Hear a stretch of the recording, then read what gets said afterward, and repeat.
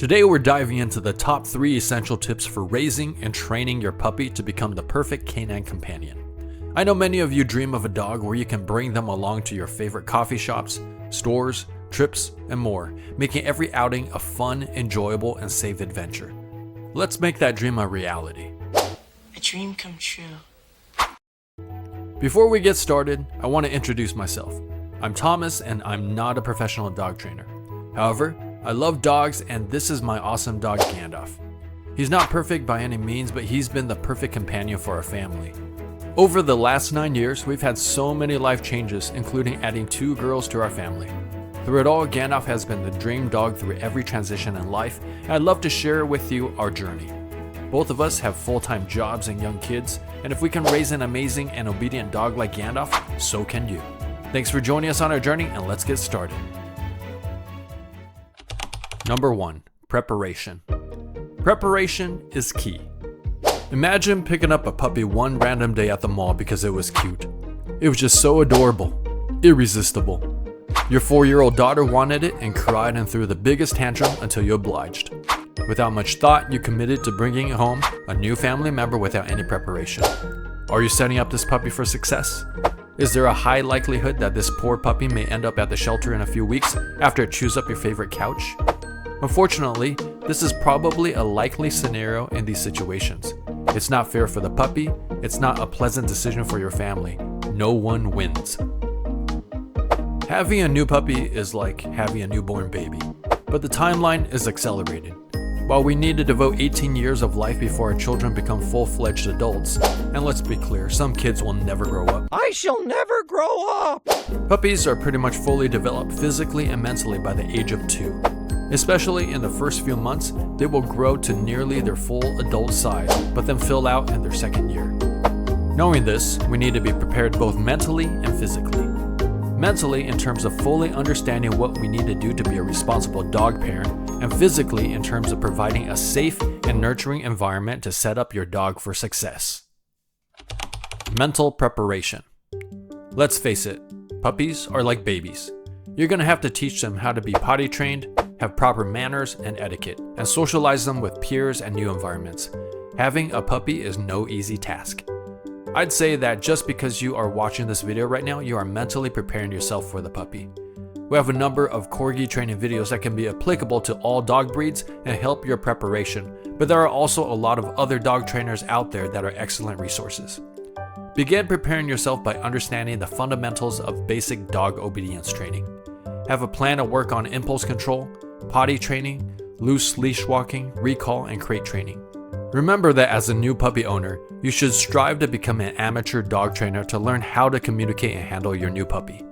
Even when you do enroll your puppy in basic obedience classes, the trainers are training you to handle your puppy. Your own growth in dog training skills and communication with your pup will directly translate to the success of your puppy. Your investment now will pay off in the long run as your puppy matures into a happy and obedient dog. Next, let's talk about one of the trickiest parts of puppy training. Yes, 8-week-old puppies are irresistibly cute, but it's important to think long-term from the moment you bring them home. Imagine your dog at 12 months, 18 months, or even 2 years old. What kind of behavior will you expect from them then? When the initial excitement and cuteness fades away, what you really want is a well-behaved dog. Treat your puppy the same way you plan to treat them when they're older. If you don't want your 18-month-old or 2-year dog jumping all over you or chewing your furniture, clothes, and shoes, don't let your puppy do it now. Set boundaries mentally now so you can prepare to guide your puppy in the right direction from day one. Physical preparation. Now that mentally you have prepared yourself, you will know how to physically set up your puppy for success. What environment do you need to prepare so that you set your puppy up for success in potty training? Do you have the right equipment to help them succeed? Where should the puppy relieve itself? Since you know that your puppy is going to be teething, what proper chew toys will you have available for him? What areas are off limits in your house to prevent your puppy from chewing up your valuables? Do you have a safe area for your puppy to be in when they are unsupervised? Do you have proper gates for your puppy to ensure that they don't get into anything that would jeopardize their safety? In the first year, we had clickers and bags of treats around the house, encouraging us to work on quick training sessions with Gandalf. This included some attention work, impulse control, and recall. Little 5 to 10 minute sessions add up over time, and you'd be surprised how fast they learn. All these are important, and if you do your preparation both mentally and physically, I guarantee your puppy will be on the path to success of becoming your dream dog companion for you and your family. Number 2, crate training.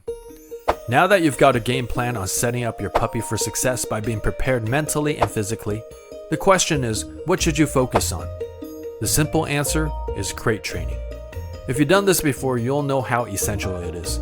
If you haven't, you might think I'm overreacting, but trust me, crate training is a game changer.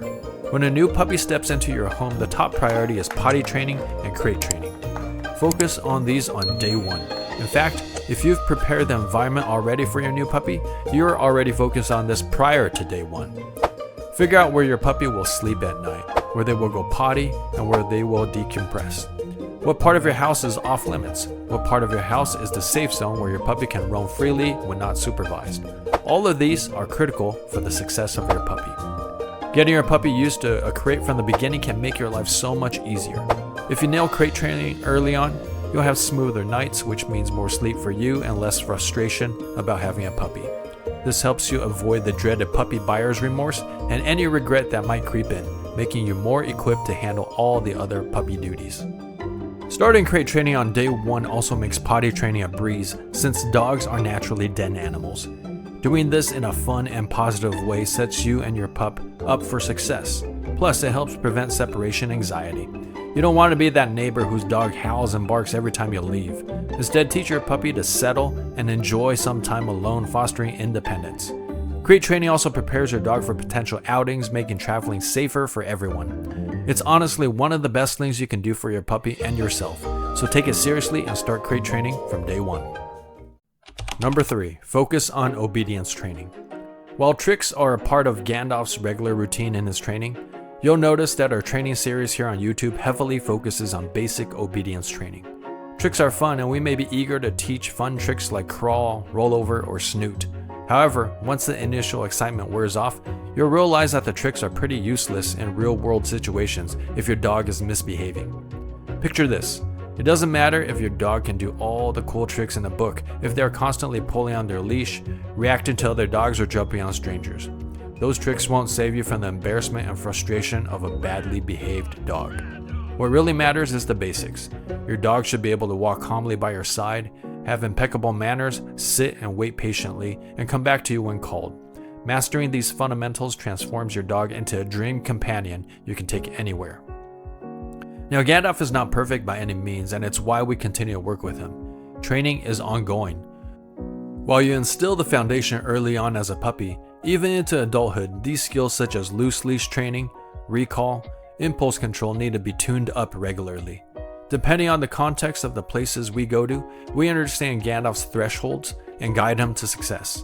The freedom we have with him is largely in part due to the focus on obedience training. By focusing on basic obedience, you'll enjoy a much happier life with your dog. Make sure your dog knows that to get your attention, treats, and all the good stuff in life, they need to behave well, walk nicely, sit with good manners, look to you for guidance, and come when called. Concentrate on these core principles every day, and you'll have a well-behaved dog that everyone admires. So how to get your dog to come when called? Check out in the video here. Thanks for watching, and we'll see you in the next video.